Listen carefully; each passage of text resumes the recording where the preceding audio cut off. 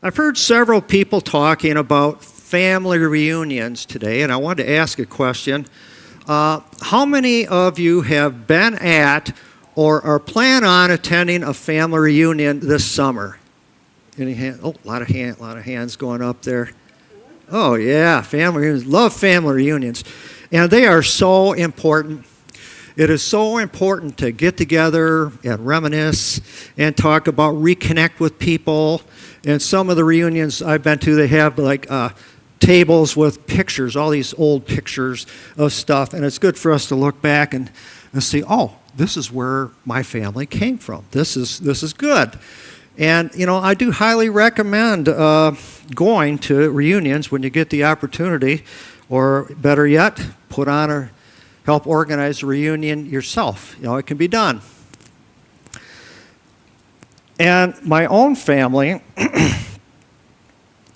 my dad's side of the family, the Garner side of the family, immigrated to the United States from Great Britain in the 1850s. So it was Peter Garner. Came over with his family, and they homesteaded some property over by Vassar, and it's at 80 acres. And so they started a farm. And if you've ever gone down M46 east of Saginaw and gone by Vassar, you've driven right by the old Garner farm. It's still there, and it says Garner right on the barn. So I don't know if anybody happened to notice that. Probably not. But anyway, it's there. So every time I go by there, you know what I think about is my family roots, my roots. And so ever since then, for a long period of time, with rare exceptions, they've had a family reunion at the old Garner farm. And I still have, my cousin Doug still owns that same farm, and you know, they get together. My grandfather grew up there as a boy, and so it just kind of pulls everything together. You know, a lot of stability, knowing that there's a lot of people, you know, that are Garners out there. I don't know about you, but it gives me a lot of, oh wow, that's great. And so that's had kind of a long, ongoing history. But on the other hand, my mother's side of the family was the Kimmel family. And the Kimmel family came from Russia. They were Germans from Russia. And after the Bolshevik Revolution in the early 1900s, they came in and took over a lot of people's farms and just gave them the boot, get out of here. And so the Kimmel family immigrated to the United States back in the early 1900s. And my immediate family ended up in Saginaw area, which is a good area, right, Donna? That's a pretty good area. Donna's from Saginaw. So they got established there. But they didn't really have very many family reunions. But back in the 1980s, my grandfather's sister, Lydia, decided that she was a historian, and she kept a lot of history books, and she was very, very interested in the genealogy of the Kimmel family. And so she kept records of, you know, who's a Kimmel and who's not, you know. And she organized several reunions and did a wonderful job. And so we'd all get together over in Saginaw and meet. But, and she even went to the extent of traveling to Russia to see the colony that her family had originally immigrated from. And she traveled down to South America to see some relatives who, because they were sick, they couldn't get in the United States at the time. And they says, nope, you're not getting into the United States because you got, I think, pink eye or something like that, you know, something not that bad. And so they ended up staying on that ship and going all the way to South America. And so she went down and saw them and kind of kept in contact. So she was pretty gung-ho. But what happened was she had a heart attack and passed away. So we'd had a couple reunions, and then she passed away. Well, what do you think happened after that? Nobody picked up the mantle. I don't know, I don't know whatever happened to all her books and stuff she had. She had the documents of where they entered Ellis Island, and, you know, she was the go-to person And probably a lot of families have something like that. Don't you have a family historian? If you got a question, you go ask them. My dad knows everything, even at 98 years old. But my sister, to her credit, has done a wonderful job looking back. If I got a question, because I forget, people's names, and that's one good reason to have a family reunion, is so that you can remember and keep it straight in your head, all these different people. Because it's important. A couple months ago, Pastor Adam started a series, and it's called Cover to Cover. And I think probably a lot of you had been in that. But he left off in Numbers. And so I personally went ahead, and I really enjoyed that series. And so I went ahead and went through Deuteronomy and got into Joshua. And so this morning, we are going to be looking at Joshua, and there's a folder, a handout on Joshua back on the thing there. And I was going to see if you would like one of these to be looking at while we're doing this, hold your hand up, and the usher will maybe bring you one of those. So we got some hands up. If you guys could get them one, it's just kind of handy. So we're going to do the same thing that Adam did and go through a brief little video clip that's going to show us a little bit about Joshua and what happened during that.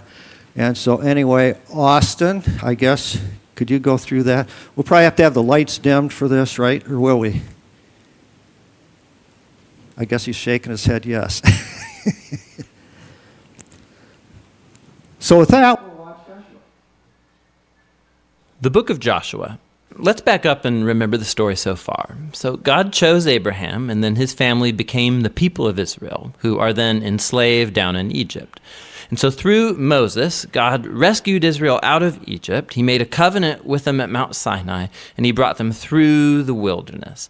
So Israel then camped outside the promised land, and Moses called. The book of Joshua. Let's back up and remember the story so far. So God chose Abraham, and then his family became the people of Israel, who are then enslaved down in Egypt. And so through Moses, God rescued Israel out of Egypt. He made a covenant with them at Mount Sinai, and he brought them through the wilderness. So Israel then camped outside the promised land, and Moses called them to obey God's commands so that they could show all the other nations what God is like. The book of Joshua picks up right after Moses has died, and Israel's ready to enter the land. So the story of Joshua is designed with four main movements. Joshua first leads Israel into the promised land, and then once they're there, they meet all this hostility from the Canaanites, and so they engage them in battle. Then after their victories, Joshua divides up the promised land as the inheritance for the 12 tribes, and then the book concludes with these final speeches that Joshua gives to the people. So let's dive in and we'll see how all of it flows together. The first section begins with Moses' death, and Joshua is appointed as Israel's new leader. And the author intentionally presents Joshua as a new Moses. So like Moses, Joshua calls the people to obey the Torah, which means the covenant commands that they were given at Mount Sinai. And then Joshua sends spies into the land, just as Moses did back in Numbers chapters 13 and 14, except it goes way better this time. In fact, even some Canaanites turn and follow the God of Israel. Joshua then leads all Israel across the Jordan River and into the land. Just like the sea parted for Moses in the Exodus, so here the river Jordan parts and the priests carry the Ark of the Covenant across, leading all Israel with them. Now, in chapter 5, the story transitions. So the people look back to their roots as God's covenant people, and so the new generation is circumcised and they celebrate their first Passover in the land. But then they turn and prepare to go forward. And Joshua has this crazy encounter with a mysterious warrior, who, it turns out, is the angelic commander of God's army. And Joshua asks, "Are you for us or are you for our enemies?" And the warrior responds, "Neither," which shows that the real question here is whether Joshua is on God's side.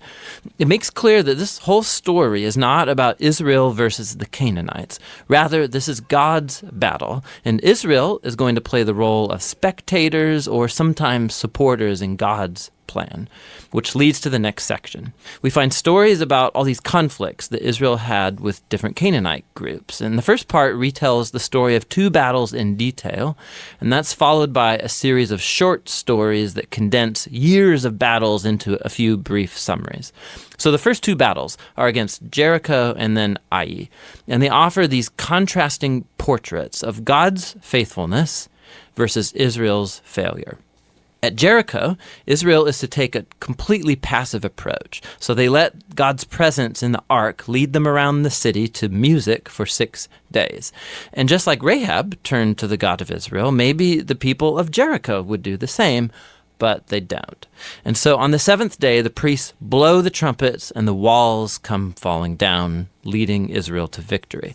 The point of the story is that God is the one who will deliver his people. Israel simply needs to trust and wait.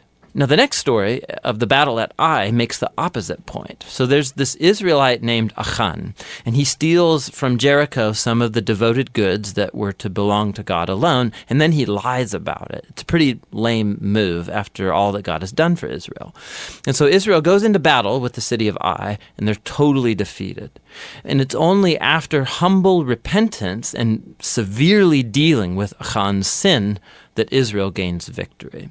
And so together, these 2 stories, they're placed right up front to make an important point. If Israel is going to inherit the land, they have to be obedient and trust in God's commands. They don't get special treatment. Now, the second part of this section begins with the Gibeonites, a Canaanite people group, and they do just what Rahab did as they turn to follow the God of Israel and they make peace with Israel. This is in contrast to all of these other Canaanite kings who start to form alliances and coalitions, and they want to destroy Israel. So Israel engages them in battle, and they win by a landslide. And so this whole section concludes with this summary list of all of these victories won by Moses and then by Joshua. Now, let's stop for a second, because odds are that these stories and the violence in them, they're going to bother you. And if you're a follower of Jesus, you're bound to wonder, like, didn't Jesus say to love your enemies? Why is God declaring war here? So first, why the Canaanites? The main reasons are actually given earlier in the biblical story. It's that the culture of the Canaanites had become extremely morally corrupt, especially when it comes to sex. Go check out Leviticus chapter 18. And they also widely practiced child sacrifice. Go see Deuteronomy chapter 12. And so God didn't want these practices to influence Israel. The Canaanites had to go. Which raises the second question. Did God actually command the destruction of all the Canaanites, like a genocide? So at first glance, you look at the phrases used in these stories. They totally destroyed them. They left no survivor or anything that breathed. But when you look a second time more closely, you'll see that these phrases are clearly hyperbole and not literal. So go back to the original command about the Canaanites in Deuteronomy chapter 7. Israel is first told to drive out the Canaanites, but then to totally destroy them. And then that's followed by commands to not intermarry with them or enter into business deals with them. So you can't marry someone that you've destroyed. I think you get the point. The same idea applies to the stories in Joshua. Look closely. So for example, we're told in Joshua chapter 10 that Israel left no survivors in the cities of Hebron or Debir. But then later in chapter 15, we see these towns and they're still populated by Canaanites. And so what we're seeing is that Joshua fits in with other ancient battle accounts by using non-literal hyperbolic language as part of the narrative style. And so the word genocide doesn't actually fit what we see here, especially in light of the stories about the Canaanites who did turn to the God of Israel, like Rahab or the Gibeonites. God was open to those who would turn to him. The last thing to think about is that these stories mark a unique moment in Israel's history. These battles were limited to the handful of people groups living in the land of Canaan. With all other nations, Israel was commanded by God to pursue peace. Go read Deuteronomy chapter 20. So the purpose of these battle stories was never to tell you, the reader, to go commit violence in God's name. Rather, they show God bringing his justice on human evil at a unique moment in history and how he delivered Israel from being annihilated by the Canaanites. Now, let's go back to the book's design. After years of battles, we see an aging Joshua, and he starts dividing up the land for the 12 tribes of Israel. And most of this section is like lists of boundary lines. And let's be honest, it's kind of boring. It's like reading a map that has no pictures. But for the Israelites, these lists were super important. This was the fulfillment of God's ancient promises to Abraham that his descendants would inherit the promised land. And so now it was all coming to pass right down to the detail, which leads to the final section. Joshua gives 2 speeches to the people that are very similar to the final speeches of Moses in Deuteronomy. Joshua reminds them of God's generosity, how he brought them into the land and rescued them from the Canaanites. And so he calls them to turn away from the Canaanite gods and be faithful to the covenant they made. If they do, it will lead to life and blessing in the land. But if they're unfaithful, Israel will call down on itself the same divine judgment that the Canaanites experienced. They'll be kicked off the land into exile. And so Joshua leaves Israel with a choice. What is Israel going to do? That's the big question that looms as the story ends, and that's the book of Joshua.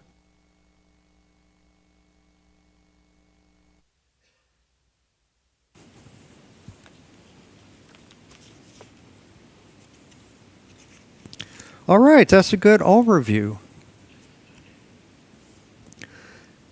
Actually, I caught something in that. I'd seen this a couple times, but I caught something I didn't really catch before, and that's when they said Joshua was confronted early on by an angel who said he was the captain of the Lord's armies, and he said, "Are you for us or against us?" And he said, "Neither."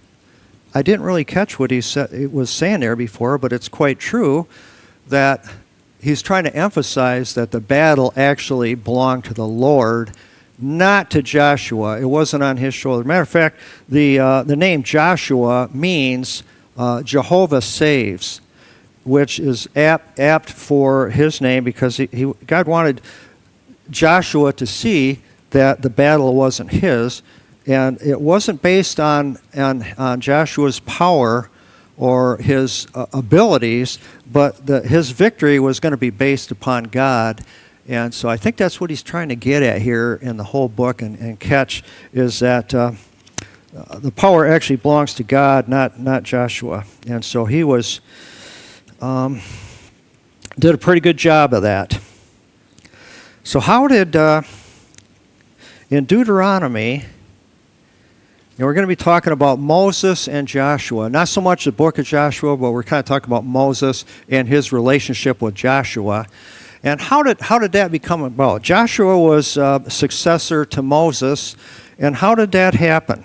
Going back and looking at Deuteronomy a little bit, we see an occasion where Moses has led Israel out into the wilderness, and they get attacked by the Amalekites. And so who does Moses select? He selects Joshua to lead and defend the country, so he sends him out. And we don't know too much about Joshua before that, but think about this a little bit. All the Israelites had been slaves in Egypt. And the slaves, from what we know about it, they were involved making mud bricks. And so they were brick makers. These guys were not warriors. They were slaves, and so therefore, as slaves, they would not be allowed to have weapons because they would rise up against the Egyptians and flee. And so it was quite a leap to put Joshua in charge of defending the country because these guys weren't really warriors. You see a lot of the books. I've got a book, and it shows pictures of Israel and some of the battles, and all the men have metal helmets on and big swords and armor. And I don't think that was the case, at least especially here at this point in time. I don't think they would have had any of those things. It was just them. They may have had a stick or a shovel or, probably pretty limited what they had. It was probably pretty messy wars that they had. It was probably more fighting than it was anything else. But anyway, Joshua had apparently impressed Moses, and so he selected Joshua to defend the country. And remember, that's the case where whenever Moses had his arms raised, the armies were winning, and when his arms went down, they were losing. So that's the battle that we're talking about. And then Joshua, at one point during the battle, he saw that they were kind of winning, and he prayed that the sun wouldn't go down. Remember that the day was lengthened so that they could finish up that battle. So Joshua showed himself to be courageous, and he showed himself to be resourceful, but he also showed here that he believed in God. He asked God to help, and God strongly came through for him. And then we see Joshua shows up again a little bit later when Moses sends 12 spies into the promised land. He wanted to kind of survey it and see what's going on. And I think you remember the story of the 12 spies that were sent out. Joshua and Caleb were two of them, and they were the only two, and all of them agreed when they came back and reported to Moses and Israel. They all reported that the land was beautiful. It was flowing with milk and honey. It was a tremendous place. It would be a good place to live. But 10 of them gave a report that said, well, we can't do this. We can't do this. These people are too entrenched. We'll never be able to get that.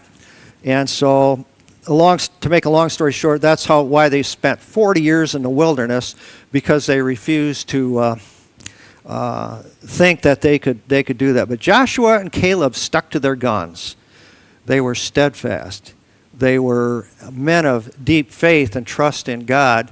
And it says, yeah, they had some pretty big people up there, but we can take them with God's help. We can do it. And we see that again. The battle doesn't belong to the people. It belongs to the Lord. And if he commanded them to do it, their job was just to go ahead and do it. Moses and Joshua were undoubtedly two of the greatest leaders of Israel.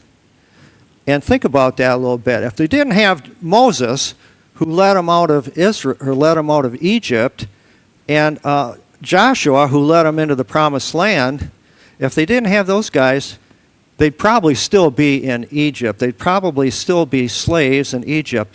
It was their faith, and what they did here that was very important for the people and for the nation. And we're going to take a little bit of a harder look here a little bit and see, what did Moses and Joshua do that was so important.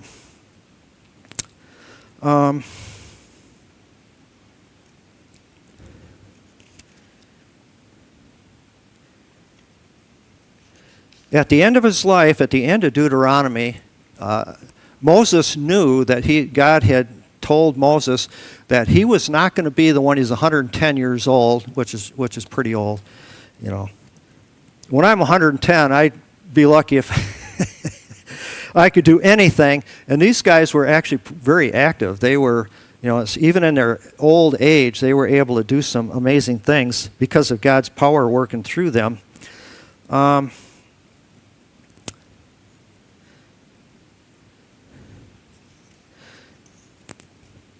But anyway, Moses had to name a successor. Who was going to take over? And probably the whole nation was looking at it. Well, if you're leaving, who's going to be taking over? And that's a question we as a congregation might be asking right now.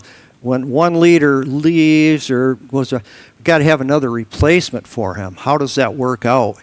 And so with Moses, he knew that he had to pass the mantle on to somebody else. And who was he going to pick? Well, the obvious choice, he'd already picked Joshua for several important missions, and Joshua was successful. The people respected Joshua. They looked up to Joshua. But, it's interesting that Moses just didn't arbitrarily say, okay, Joshua was it.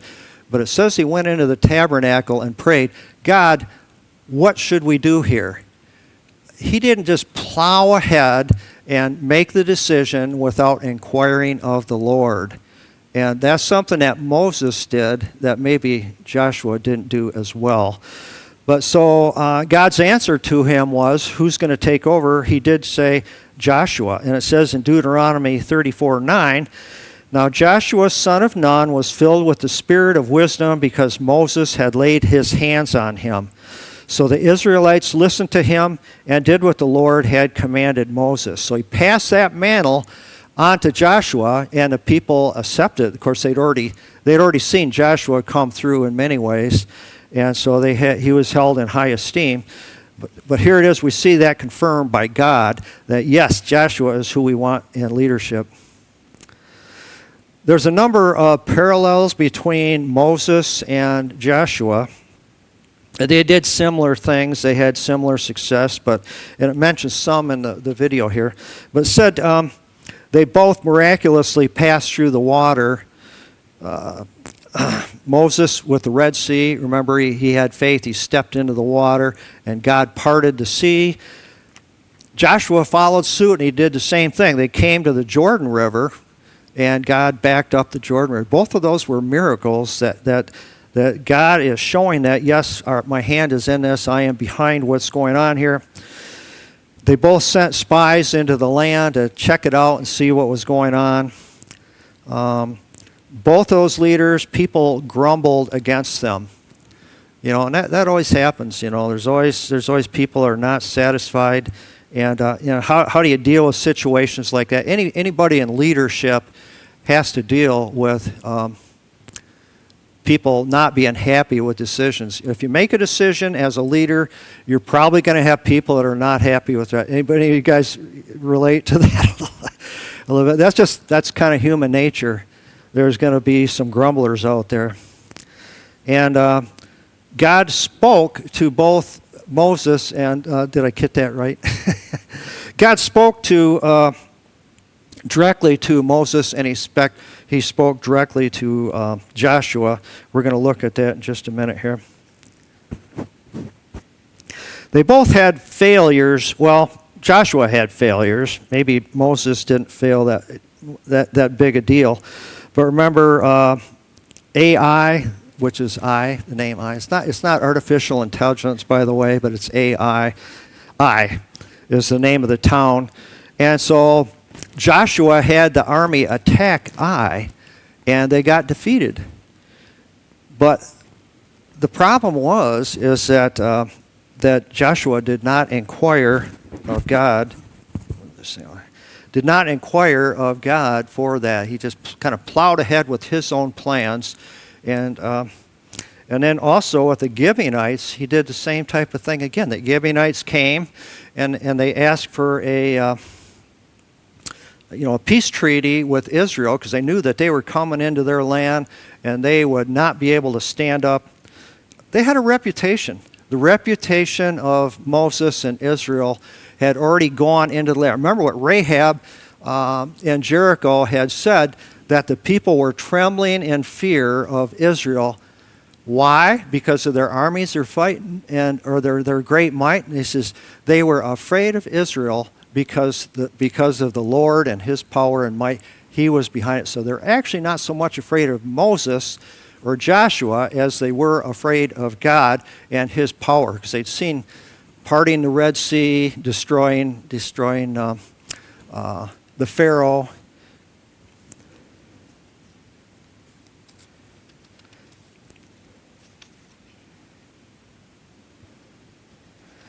And one other thing I was just going to mention that Joshua maybe failed to do was what Moses did is he appointed a successor, somebody to take over. He was, watching closely for people. We should do this, and especially in ministry and church situations. Especially if you're a leader in a ministry, you want to be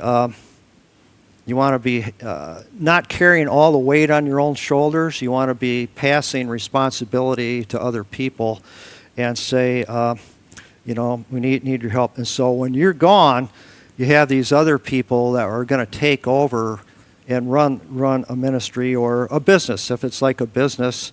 And the same type of thing applies for there. We've got a few verses to look at here. This is the Judges 2, 7 through 12, 1.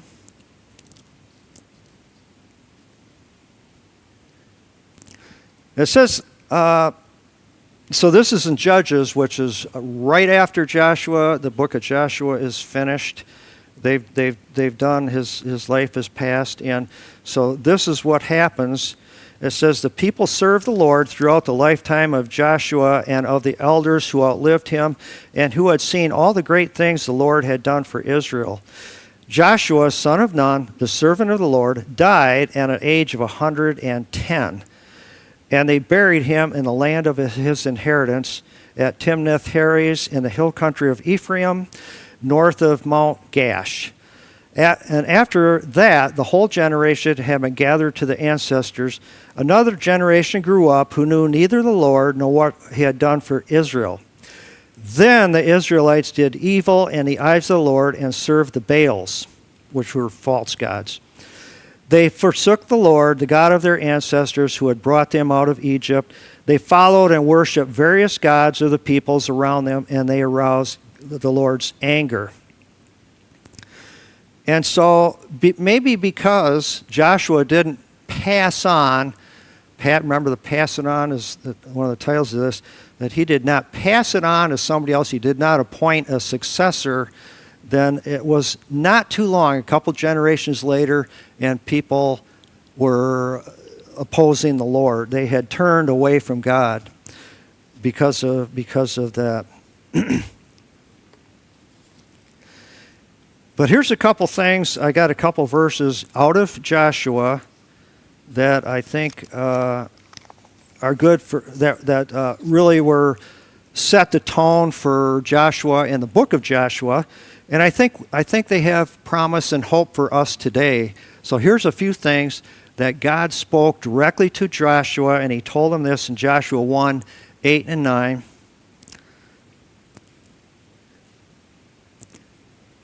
He said, "But keep this book of the law always on your lips. Meditate on it day and night so that you may be careful to do everything written in it. Then you'll be prosperous and successful. Have I not commanded you? Be strong and courageous. Do not be afraid. Do not be discouraged, for the Lord your God will be with you wherever you go." And so that was early on in Joshua's ministry, and the Lord actually spoke to him. And what an encouraging thing he had to say. And there was a promise in there. He says, keep this book of the law. They only had the first 5 books at that point in time, but he says, take this book of the law, and I want you to meditate on it day and night. In other words, really get to know that well and have it always on your lips, which means you not only read it, store it in your heart, but you tell people that too. You're speaking out the word to people. People need the word spoken to them. We don't want to just store it in our hearts and minds and not get it out there. So he says, it's always on your lips. Meditate on it day and night so that you may be careful to do everything written in it. Then you'll be prosperous and successful. And so it's kind of an odd thing to say, isn't it? You know, he's not saying you're going to be successful if you have the biggest army, the best trained army, or the biggest swords, or the best chariots, or, you know, those kind of things. But if you want to be successful, Joshua, you gotta know this book. There's another occasion, I can't remember that number. Somewhere in the first 5 books, Moses had said, and he was talking to Israel, and he said, if you appoint a king to be over you, so he didn't say you couldn't have a king over you, but he said, if you move into the promised land and you decide you're going to have a king, one thing that the king has to do is he has to make his own handwritten copy of the Bible and follow. He basically said the same thing there as this. He says, and I'm quite sure that no king actually did that, you know, write this out by hand and get to know it really well, at least king of Israel. But God is just saying how important his word is for people and how we have to cling to it and how it's there to make us successful. It's not there to destroy us or tear us down or make us feel guilty. It's there for our benefit. Another verse that Joshua had that I think is really a good one is Joshua 24, 14 and 15. And we're going to have that one up here. At least I assume it's going to be up there. Okay, it says, "Now fear the Lord and serve him with all faithfulness." So Joshua 1, 8, 9, that was at the very first part of Joshua. This is at the very end of Joshua. And so Joshua is kind of going through a lot of things. He's addressing the nation of Israel, and he's telling them a lot of very important things. And I really like this verse here. It says, "Now fear the Lord and serve him with all faithfulness. Throw away the gods your ancestors worshiped beyond the Euphrates River and in Egypt, and serve the Lord. But if serving the Lord seems undesirable to you, then choose for yourself this day whom you will serve, whether the gods your ancestors served beyond the Euphrates, or the gods of the Amorites in whose land you are now living. But as for me and my household, we will serve the Lord." And so, you ever heard the song on that? "But as for me and my house, we'll serve the Lord." So he laid it right on the line with them here. He laid it right on the line. He says, throw away the gods that your fathers used to serve. Make a choice. You got to choose who you are going to serve. And if serving the Lord seems undesirable to you, then choose who you will serve. Which gods you will serve. You've got to serve somebody. We're going to talk about that at the end. But as for me and my household, so there's going to be a choice, and Joshua made a commitment. You're going to have a choice. Who do you want to serve? Then there's a commitment that follows. Yes, I'm going to follow you, Lord.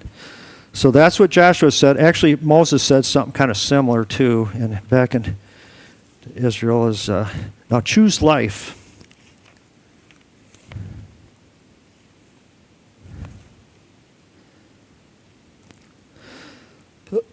So you have some tremendous things that are shared in there, and there's some promises that were made to us. And what can we gather out of what was said there, and how can we apply that to our lives today?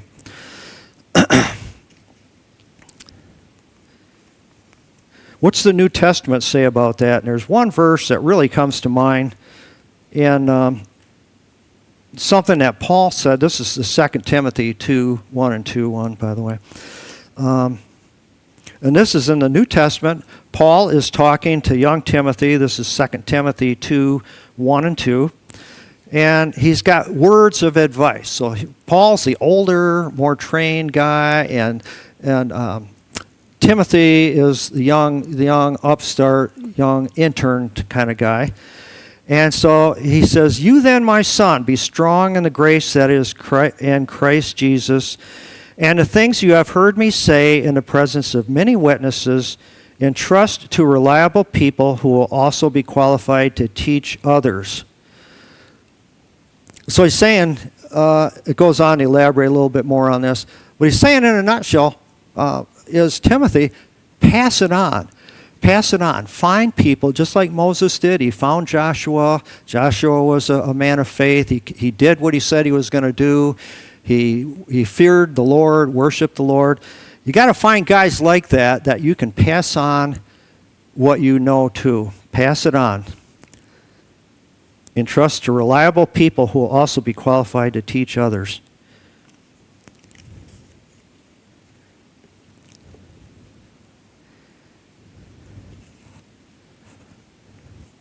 There's one other one. I think I was debating whether to do this one or not, but Jesus addressed some of these issues in Matthew 20, 25, and 28. Austin, we're going to look at that one too. Jesus had a lot to say about leadership and passing on leadership, a lot of stuff. We're just going to hit one little thing right here that he said. Jesus called them together, and he said, he called his disciples together. "You know that the rulers of the Gentiles lord it over them, and their high officials exercise authority over them. Not so with you. Instead, whoever wants to become great among you must be your servant, and whoever wants to be first must be your slave. Just as the Son of Man did not come to be served, but to serve and give his life as a ransom for many. What he said back then holds true today. You know, people, there's people that are after power and stuff. They want people to serve them. They want to lord it over people and make them do what they want them to do. And that's not the way Jesus said to do leadership. Do it the way that he did. And that's, he did tell, this thing is flopping around here.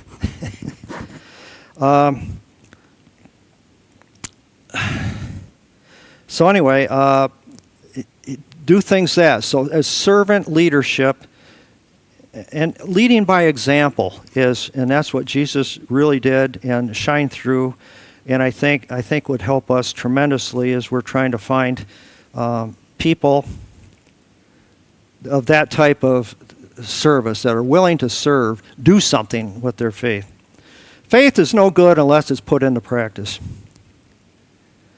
Here's a couple other things I've been thinking about for me personally to do along these very same lines is that about passing it on, and that there's a little book right here. It's called A Father's Legacy. My dad is 98 years old, and every time I see him, he's challenging me to write down the stories of my life, and I've got that started in this book. I'm not done yet. And so it's what he's saying is write down stories and your experiences so you can pass it on to the next generation.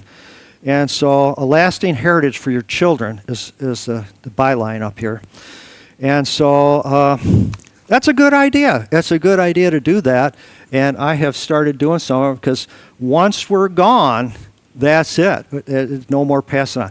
Carol's dad passed away a number of years ago, and I remember whenever he was kind of a farmer guy, and he had a lot of practical experience, and I remember I would call him up and ask him questions. We didn't have Google at that point in time to go ask, or AI. And so sometimes if you wanted information, you had to go ask somebody, or go to the library, or go ask somebody. The old days, anybody remember days like that? Where you just couldn't. I Googled some stuff for this today. And so pass it on. So write down stories, pass it on, so that when you're gone, when Carol's dad was gone, I remember like a couple weeks later, I had a question about some mechanical thing or something, and I started actually calling his old phone number, and it occurred to me, hey, I can't call him. He's not there anymore. I can't get an answer to this stuff. And so before that happens, pass it on so people know what you have there. So if you are a ministry leader or any type of leader, if you have a business, pass it on to an intern or somebody down the road. So the stuff that you know and have learned, there's somebody else that can do that when you're gone. And and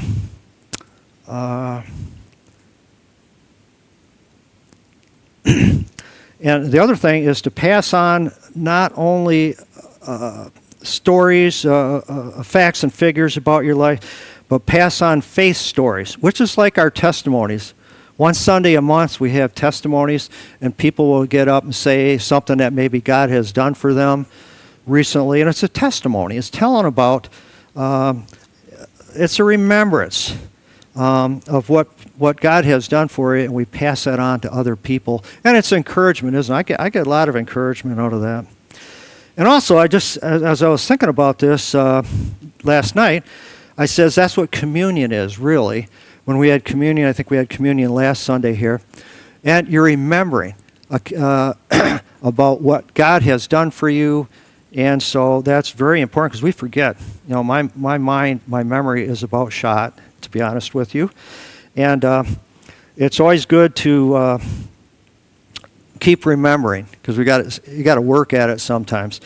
And so I'm glad that God did that, and I'm glad we have that as a church here. So we're going to be closing up here a little bit. And I want to close with that Joshua 24:14 and 15 quote again. That's where the Lord said, if you think serving the Lord is undesirable for you, if that's the case, then it says to choose the Lord, choose the God that you will serve, and serve Him wholeheartedly. And so we have a choice today. If you have not made that choice, if you don't serve anybody, okay, I'm going to jump ahead here. Back in 1979, if you were around back then, there was a musician called Bob Dylan. Anybody ever heard of Bob Dylan? Couple of us old timers have. He had a song, and it's "You Got to Serve Somebody," and it went kind of like this.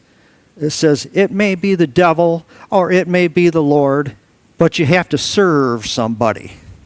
I'm not doing it quite like him, but it's kind of he has a tall, nasally voice, kind of like. I don't think he's a very good singer, really, but this song had a point to it. It says, "It may be the devil or it may be the Lord, but you have to serve somebody." So in other words, there's no neutral ground. If you are not serving the Lord, and you might think that, oh, okay, well, I'm an agnostic. There might be a God out there. I'm not sure about that, and so I'm just gonna go neutral. I'm gonna go neutral and not worship. Well, there is no such thing as neutral serving the Lord. Either you are serving the Lord, and that's a choice that you have to make, and that's a commitment, or you're serving the devil, like that says. And so how did Joshua respond to that, and how should we respond to that? But as for me and my household, we will serve the Lord. Who's made a commitment like that in their life? But as for me and my household, we will serve the Lord. I hope all of you have, and if you haven't done that, that is an essential thing to do. That's what involved in being born again, is to make that commitment. I don't care about these other people. I don't want to serve false gods. They're out there. But as for me and my household, we will serve the Lord. So that's my end. I'm ending there with that. And a challenge today is, because it says Joshua said, make a choice. Choose this day whom you will serve. You're going to serve somebody, like Bob Dylan says. But as for me and my household, we will serve the Lord. And that's how I'm going to leave it there with that today. And I hope you answer the challenge and read these things and make a commitment to the Lord if you have not done that. So let's close in prayer. And Lord, we do thank you for this day. Lord, I want to thank you for Moses, the two great men of the Bible. Moses, who led Israel out of Egypt into the promised land, and Joshua, who was the one that carried through and carried it into the land. These great men of faith changed the world. They changed the world as they knew it. Their faith then affected us today. And the things that they had to say and the things that God said to them are still applicable to us today, Lord. It still applies. That keep this book of the law always on your lips. Meditate on it day and night so that you may be careful to do everything. Then you'll be prosperous and successful. And we just tell you, Lord, we want to be prosperous and successful. We want to be people of the book, people of the Word, committed to the Word, doing what you said to do, Lord, because that's what else is there. That's what you've commanded us to do. We don't have a choice. You have commanded us to be people of the book, and that's what we want to do today, Lord. And we do thank you for their example and their choices back then that still affect us even today. And with that, Lord, entrust everybody to be blessed as the rest of the day here, and as you go about thing, and life, think about, meditate on these words. Meditate on them day and night, as a matter of fact. And we thank you in Jesus' name. Amen.